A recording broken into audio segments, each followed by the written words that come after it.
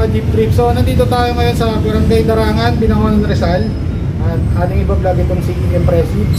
At ito ay isang maliit na Jeep na pang-show dito sa Binangonan. So kasama natin ngayon si Boss Mac ng Conrian. Siya yung mag-introduce sa atin ng specs ni Impressive. Tara, reviewin natin ng specs ni Impressive. Okay, kasama natin ngayon si Boss Mac ng Conrian. So siya yung isa sa mga caretaker at nagme-maintain nitong Impressive. Ngayon, Boss Mac, kwentuhan mo kami about kay Impressive. Okay, saan gawa si Impressive, Boss? Saraw siya original. Original Saraw. 6-seater. So, anong model siya ng Saraw? Hindi ko na matandaan. Mga 80s o 90s, mga ganon. Mga 80s. Oh, 80s model. O nga, no? So, maiksi talaga siya. So, 6-seater lang to si Impressive. And then, ano makina niya, Boss Mac? C240 Isuzu. C240, pwede mo makita. Yun. So yung hood niya is ditaas lang. Ayan, naka hood stay siya. Ayan. So ito yung kanyang hood stay. So pag inangat mo, kusa na siyang angat lang. Tapos pag binaba mo, kusang bababalan din. So ito yung makina niya, mga boss, C240. Wow, wow, wow. Napakalinis, mga boss. Ito yung kanyang air filter, tama ba, boss? Tapos ito yung kanyang radiator. Ayan. So itong jeep na to ay pang show type. Pwede nating ilaban sa mga car show at jeepney show. Ayan. Yung mga chrome parts nito, boss, chrome dazzler ba o? Chrome Duster. So kay chrome dazzler din. Magkano inabot kay chrome dazzler itong mga chrome parts? Ang mura lang inabot yan. Mura lang. Yun. Okay, Boss Mac, yung preno pala nito. Anong preno niya? D7. D7. So maliit na jeep, no? Tapos naka D7. And then ito, ayun, no? Ayun yung master niya, 'di ba? Tama ba, boss? Naka-chrome din yung master niya. Ang transmission nito, Bulldog. Hindi, pintang maliit. Quintang maliit, no? So ayun. All goods. Ang ganda. Okay, Boss Mac, next natin. Naka-Europa to. And then naka-Hella na. Fog lamp ba to? Oh, pag na. Ayun, fog lamp. Maganda. Okay, boss. Ito, sticker. Impressive. Bakit pala Impressive ang pinangalan ng may-ari dito? Kasi nakaka-impress yung jeep natin. Ayun. So, makakita na impress. lahat na nakakakita ay nakaka-impress. So, impressive na nilagay. Sino pala nag-sticker ng... Si Nuts. Si Boss Lamigo. Nuts. Shout out kay Nuts. Yun, Boss Nuts Lamigo. Shoutout Boss Nuts Lamigo. Yan. So, siya yung nag-sticker niya. Sa mga gusto magpa-sticker ng mga ganyang kagaganda at quality kay Boss Nuts, PM nyo lang siya sa kanya FB page. Okay, next natin, Boss Mac, ito. Etong bullwave na to, napaka mahiwaga na ito eh. Kasi marami lumalabas na sinasabi nila urig daw, pero hindi naman ganito yung itsura. So boss, itong ganitong bullwave, nasa magkano score natin yan? Sana yan? 5,000 plus. 5,000 plus. So ito yung may mga galing US pa, di ba, boss? Tama ako.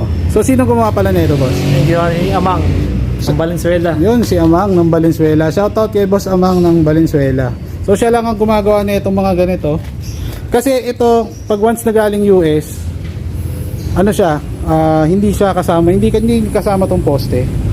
Lahat So, nagdadaan kay Amang. lahat ng mga gumagawa nito, bumibili nitong bullwave na to is nagpapagawa pa kay Amang ng poste. So ayan, pasadya yan yung mga ganyang tsura ng poste. So pag kinuwenta, abot siya ng 5K, tama, boss? Ang dati din. Okay. Nga pala, boss, so since ito ay Saraw and then ni-remodel, sino ang nag-remodel nito, boss? Dati ko nag-remodel yun. So yung airpat mo nag-remodel. Ayan, so medyo may hawig siya sa gabs. Kung titingnan nyo, mga boss, ayan, parang gabs yung itsura ng kanyang muka. And then meron din siyang bumper na automatic. Ayan. So nakaangat to ngayon. Ayan, no? Yung clearance na yan, nakaangat pa siya niyan. So may ibababa pa yan, mga boss. Ayan. Next tayo is yung interior. Ayan. So ang interior niya is merong speaker na C7. Ayan. At may bullet tweeter din. And then ito interior niya. Ayan. naka manibela na kahoy, tapos naka adapter, tapos crystal shift knob, and then itong audio bank na crossover, meron din isa kicker yung isa, no? Wow, kicker, no? Ayan mga boss, sinaunang crossover yan para sa mga mahilig sa sounds. Kicker na crossover. Ayan. Ito ang kanyang mga ampli. Wow. Isang X12, tapos lightning lab na ilang watts to boss? 2,000 watts. 2,000 watts na lightning lab mono ampli. Tapos yung isa 4 channel na lightning lab, ito X12 para sa mga pamboses ng mga X12 na to boss, tama ako? Ayan. And then sino pala ang nag-setup na itong sounds na to? Ako tsaka yung kumpare ko si John Warren Robles. Ayan. So dalawa kayo ni boss John Warren Robles na nag-setup na ito. Magkano inabot to boss? Sa estimate lang. Kung nasa 100k pataas. Nasa 100k. So ito mga boss, kung titingnan nyo, meron din siyang subwoofer dito sa loob. Ayan. Halika. Wait lang. Dito tayo. Yan! So ayan. Ang pamboses niya, bukod dun sa nasa unahan na tigdalawa sa pinto, ay meron din siyang 6 dito sa likod. Ayan. Tapos dalawang bullet tweeter. Tapos ano ito nasa gitna na square na to boss? Tweeter din ba yan? Oo, yung malaki. Yung malaki. Ay, yung square. Square, no? Tapos ayan, yung lightning lab niya is 1XL na D12, Oo. 4 na piraso 8. sa isang side, and then 4 sa kabila, so 8 piraso. And then meron pa yata rito, ayan, meron nga pamboses din. So ito kung tawagin, bayo-bayo talaga, dahil halos yung buong upuan niya ay ginawa ng speaker. Yan. And then meron din siya monitor. Yung monitor natin boss, nagana to? Gumagana. Gumagana rin. Yan.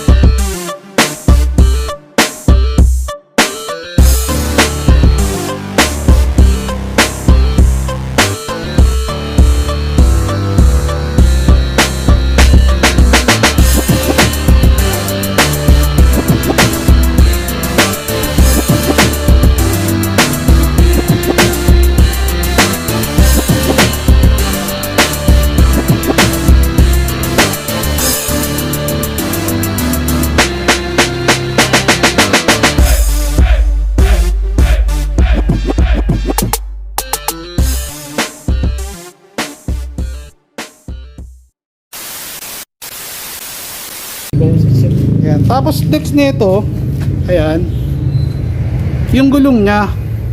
Boss, ang liit ng gulong. Anong size na ito? Size 15 by 15 to. Oh, So size 15, ayan, 165. 65. 65 R15. So ito ang pinakamaliit boss, o may mas maliit pa ba rito? Mas maliit pa dyan. Diyos mio, lowered lifestyle talaga. Ayan, no? Ang liit mga boss. Tapos next natin boss, itong hubcap. So naka vintage din siya na hubcap. Ito yung galing doon sa isang jeep mo boss, Oo. sa kulay blue. Ayan. So nasa magkano score natin na ito boss? At anong tawag pala dito sa hubcap na to? Hindi ko matandaan tawag yun eh. Pero Vintage siya, no? vintage siya, no? Oo, yun. So asa magkano to score natin dito nung araw boss? Sa 10k. 10k nung araw. Ayan. Yeah. Okay, next natin boss, Mac, ito. Itong mga airbrush design. Di impressive. Sino gumawa nito? Si Gili Nicolas. Yun, si Boss Gili. Shoutout kay Boss Gili, Nicolas. So siya yung ano na ito, nag airbrush design. Magkano inabot kay Boss Gili to, boss? Parang nasa ano yata, 20K. Nasa 20. So kabilaan. Oo. So ito yung kabilaan niya mga boss. Hindi, tignan nyo. Ayan. Yung kabilaan naman niya, ayan. Ito yung design niya sa kabilang side. So Tomb Raider ang concept, tama ba boss? Oo. Yun. Si Tomb Raider. Boss, and then next natin is itong mat guard. Ayan. So sino gumawa pala nito, boss? Gili and Rock ba? So si Boss Gili and Rockba ang gumawa nito. Boss, ito ay mano-mano, tama ba? Oo. Magaling. So isa rin sa mga talented na artist natin dito sa Rizal, si Boss Gili. Yan. So siya lang din ang gumawa nitong lettering. Ayan. Mano-mano lang din yan. Hindi yan cut out. Ayan. Magkano inabot kay Boss Gili to, Boss Mac? Ha? Magkano inabot? 3.5. So 3.5 kasama mat guard. Oo. Yun. So okay, Boss Mac, ayan. Tanong ko lang, boss, ano may papayo mo sa mga baguhan na nagji-jeep at bumubuo ng kanilang mga project jeepney? Tuloy niyo lang yung mga pangarap niyo sa buhay. Makakamit yung lahat yan. Yun. And then yun nga, kahit sabihin natin maraming humihila, ano, Oo. tuloy lang.